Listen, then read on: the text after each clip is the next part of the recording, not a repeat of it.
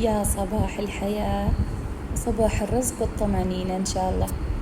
أول شي هنا سويت فطور اليوم سويت فطور كافيهات ومطاعم لذيذ، وراح تدمنوا هالفطور. أفوكادو أكيد ملك الوصفة، وبعدين هرسته وسويت له فلفل أسود وملح، وبعده زيت زيتون. وبعد زيت زيتون هنا استخدمت أنا كرواسان مال دكان وكرواسان مال مخبز، وبعدهم دهنتهم بالجبن السائل. تستخدموا لبنة أو اللي تبغوه أو خاطركم فيه. وبعدها حطيت الخضار، طبعا خس وفلفل حار وفلفل بارد. كل الخضار تدخلوها اللي انتو تحبوه، يعني تدخلوا معاكم خيار أو طماط أو أي نوع خضار ثاني تحبوه أو مركزين عليه.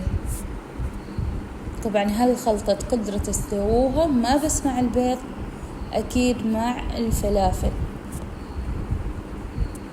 وهنا بعد راح أسوي معاكم البيض عبارة بيض وملح، وتقدروا انتو تسووا له قرفة إذا تحبوا أو أي شيء. زيت زيتون وبحط البيض، ولازم تحرك البيض كل ساعة والحين أو كل شوية، ما تتركوه يستوي عدل لأنه already راح يستوي. وخلاص هذا البيض وجهز. راح أسوي آخر حبة عندكم يا جماعة، راح تدمنوا هالفطور لذيذ لذيذ لذيذ، وما يحتاج تصيروا كافيهات بس عشان تاكلوا. أكيد تقدروا تسووه في البيت، ويمي يمي يمي يا جماعة، يمي وبالعافية إن شاء الله علينا وعليكم. افطوروا الهنا والعافية.